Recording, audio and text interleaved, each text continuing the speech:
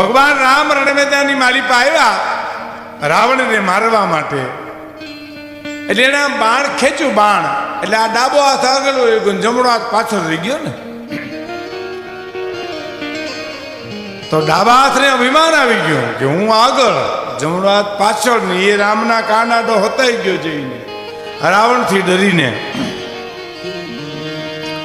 શું કે છે?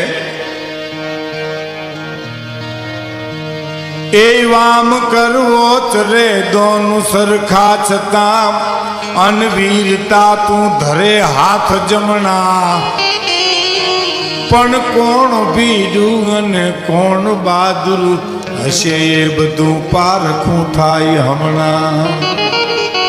એ જમણા હાથ થઈ જાત ભાઈડો, રાવણને મારવો છે, હું આગળ, અને તું તો રામના કાંડાડો જઈને છુપાઈ ગયો. વિકાણ પ્રતીક આપ્યા છે. આમ તો જમણો હાથ છે સજનનું પ્રતીક છે, અને ડાબો છે મૂર્ખાઓનું પ્રતીક છે. પ્રતીક આપવા પડે ને કોઈ પણ વાત સમજાવવા માટે. હવે જો ઢોલ ને હરણાય બે વાતો કરતા તો કોઈ દી કરે? નિજી વસ્તુ છે એ તો, પણ કવિઓએ વાતો કરાવી છે. ઢોલને એકવાર હરણાએ એટલું કીધું કે ભાઈ તું રૂડો બહુ લાયક છો. એટલે ઢોલે હું હરણાઈને કીધું કે બેન એ વાત તો તારી સાચી, પણ તે ક્યાં ઓલા ભાવના પૂન કર્યા છે? તને કોઈ પણ વગાડતું હોય તો તારા પગ દબાવતું ને એવું લાગ્યા કરે. લાગે ને એવું લાગે? આમ કહેતા લાદાભાઈ બેઠા અમારા હરણાય હે, અને ઢોલ હરણાઈને કે અમે ક્યાં ઓલા ભાવના મોરલા માર્યા છે? ડોકમાં નાખ્યો નથી, બગડાટી બોલી નથી, દાંડિયુની બટા ઝટી બોલે હાવ. તો હરણાએ કીધું ઓલા ભાવની વાત નથી, આ ભાવની જ છે.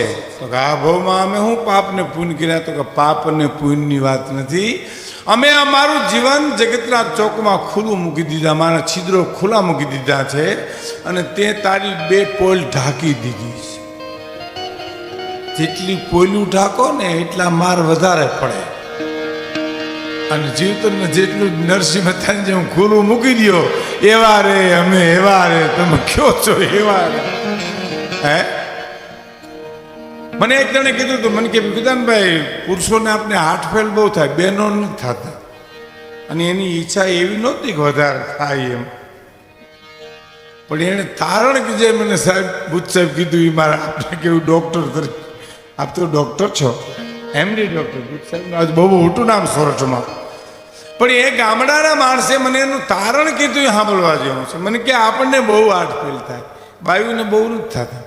અને અમે તમે જુઓ, હા હાથફેલમાં કોઈ બાઈ માણસ જવરલે ગુજરી ગયું તો ભગવાન જાણે, ના કે છાપું ખોલો એટલે આપણે હોય 4-5 કાયમ ખુરશીમાં ગોટો ભરી જાય, એ હાયલા જાય ને દળી જાય. એની ક્યાં વાત કરો? સિગરેટ હળગી આપણે ઓલાઈ ગયા હોય કે આગળ અહીં બેઠા હતા ને ગાતા હતા, તો કે આગળ જુનાગઢ ભેળા કર્યા. મને તો એને જે કીધું એ જ કરું છું. અને તમે અમે છાપામાં જોઈજો, બહેનોના ફોટા આવે ને માડીના, ગંગામાન, જમનામાન, લાભુમાન, એના વરસ તો જોજો 1 8, કોઈ 6, કોઈ 12, અને આપણે વહેલા ગોટો ભરી જઈએ. એનું મને કારણ કીધું જીવનમાં ઉતારવા જેવું. મને કે બાયું છે ને વાતની વાતમાં રોઈ નાખે, વાતની વાતમાં વાત કોકને કરી આવે, વાતની વાતમાં હૈયું હળવું કરી નાખે. આ દુનિયામાં મને કે ભાઈ હૈયા હળવા કરે ને એને કોઈ દી હાથફેલ ન થાય.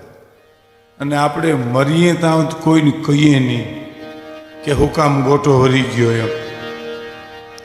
આપણે તો અભિમાની બહુ ને, હું મરું પણ કોઈને કહું નહીં.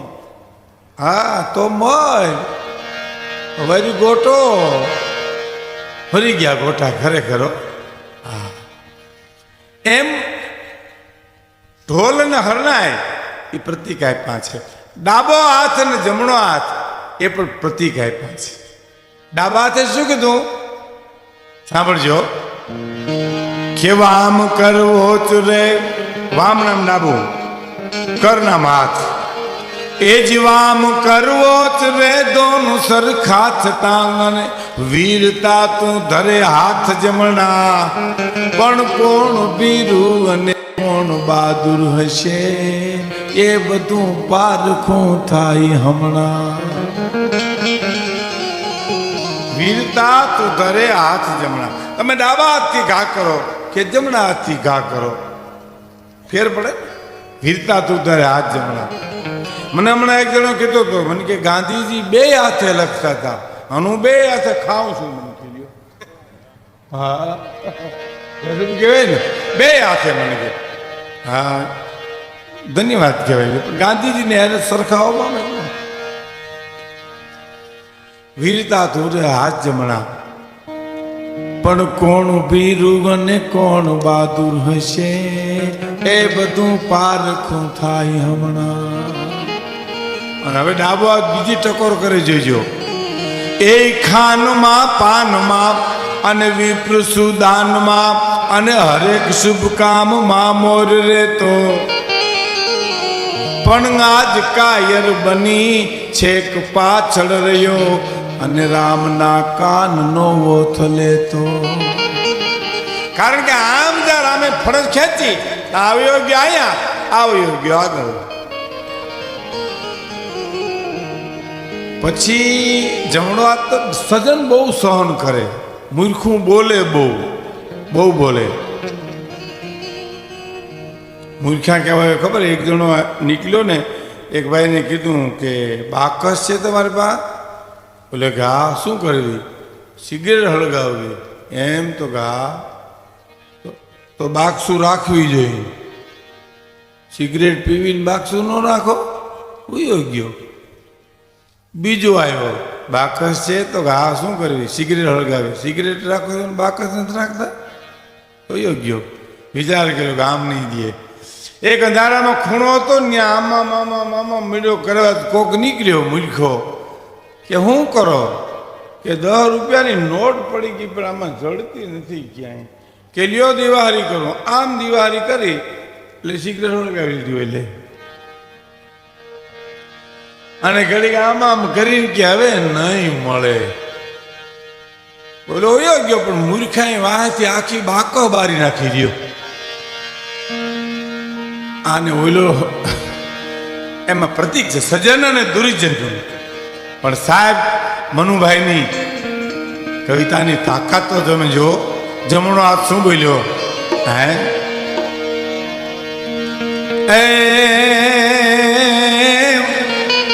હાથ જમણો કહે યુદ્ધ મેદાનમાં, આજ મને એક વિચાર આવ્યો. લેશ ભીરું નથી, લેશ નિર્બળ નથી અને લેશ શત્રુ નથી કોઈ ફાવ્યો. હાથ જમણો કહે યુદ્ધ મેદાનમાં, મને આ ક્ષણે એક વિચાર આવ્યો.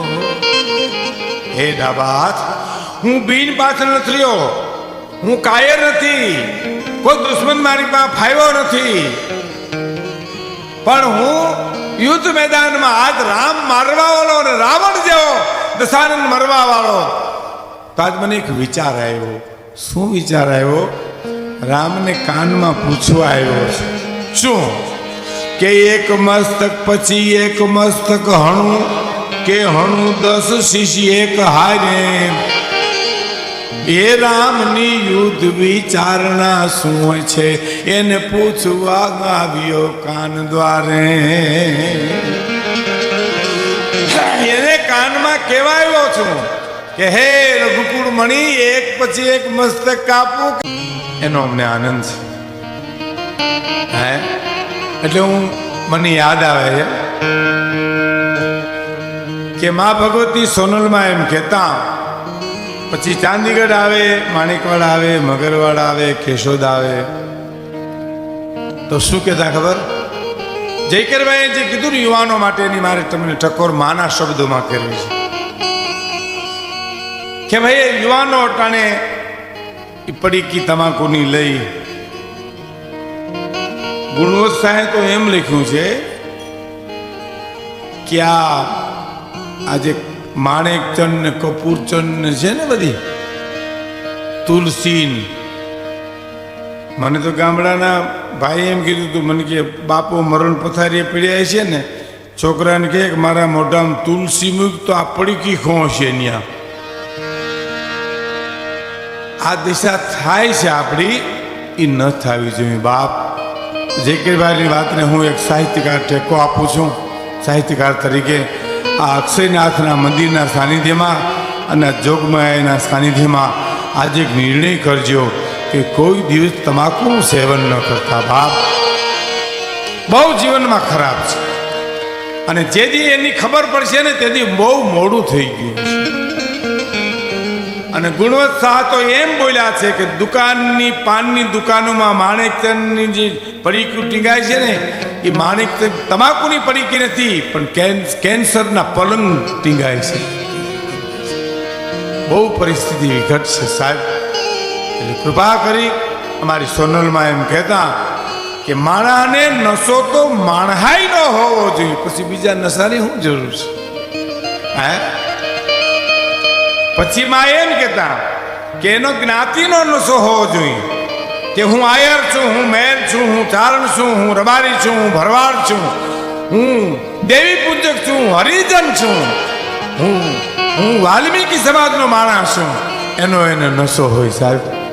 એટલે તો આપણે ત્યાં મરદેવભાઈ સૌરાષ્ટ્રમાં કાઠિયાવાડમાં સોગન ખવાતા કે તમારું કામ ન કરું તો હું હરિજન નહીં, તમારું કામ ન કરું તો હું કોળી નહીં, તમારું કામ ન કરું તો હું ચારણ નહીં.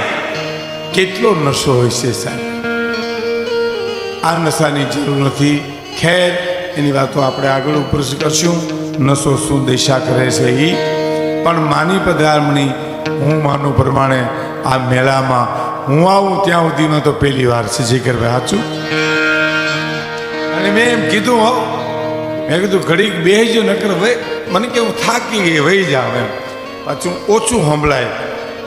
પણ એમની હાજરી છે એ દરમિયાન અમે દુઆ આપણા સામે રજૂ કરીને રાજી કરીએ. પછી ભાઈ શ્રી જીતુદાસ ગઢવીને વિનંતી કરું, એમના પિતાની કવિતાઓ, બીજા લોકગીતો પણ જીતુભાઈના અવાજ ઉપર શોભે છે, એ ગાશે. તમને મજા આવશે. ત્યાં સુધી પ્રોગ્રામ ચલાવશું. એક બીજી વાત આપણે કરી દઉં કે આમાં 50 જણા એવા બેઠા, 50% માણસો એવા બેઠા કે જેને કંઈક નવું સાહિત્ય સાંભળવું છે, બરાબર? અને 50% એવા બેઠા છે કે જેને ખાતરીબંધ માલ સ્વીકારવો એમ. ઓલા આખું કામ ખોટા અખતરા કરવા જોઈએ.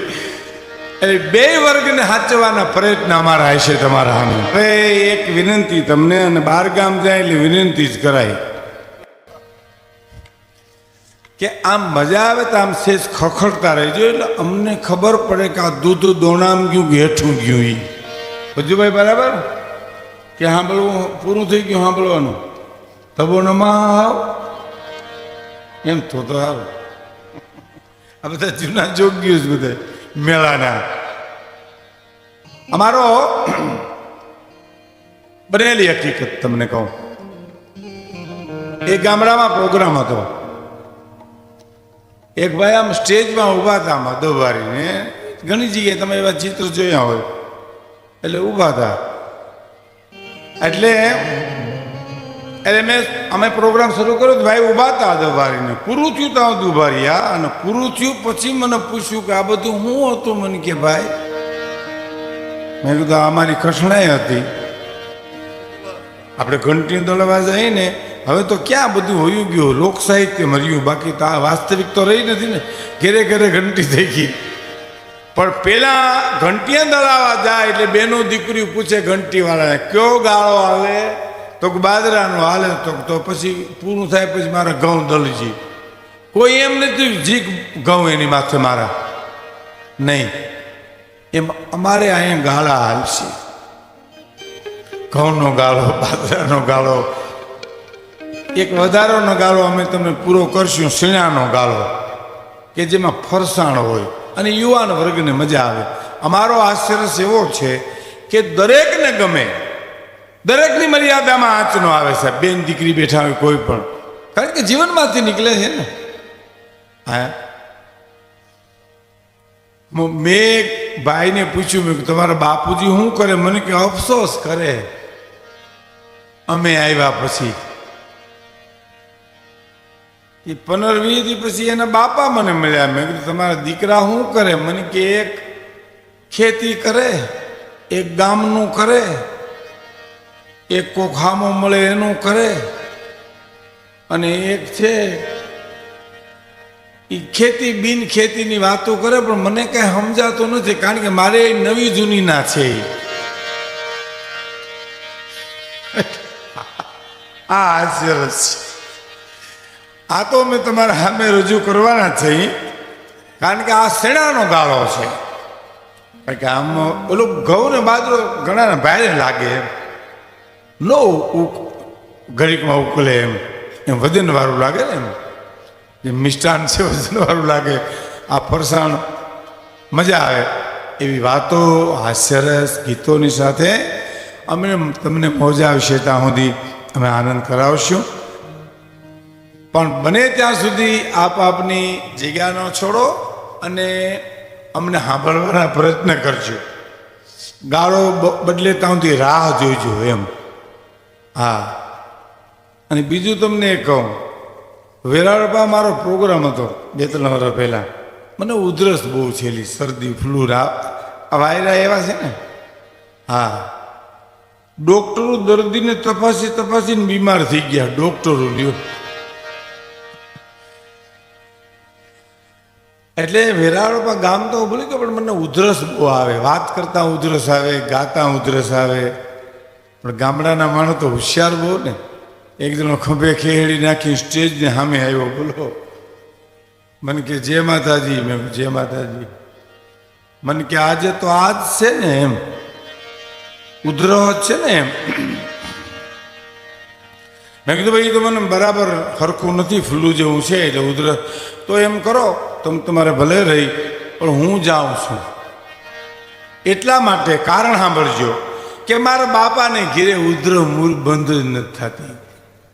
હવે તમારી ઉધર સાંભળ્યું એના કરતાં એની સાંભળવું તો એને સારું લાગે. મને કે ભાઈ જય માતાજી કરીને ખંભે ખેડી નાખી નીકળી ગયો. લ્યો, આ લોક દર્શન ચાલે સાહેબ, જો આ લોકોનું.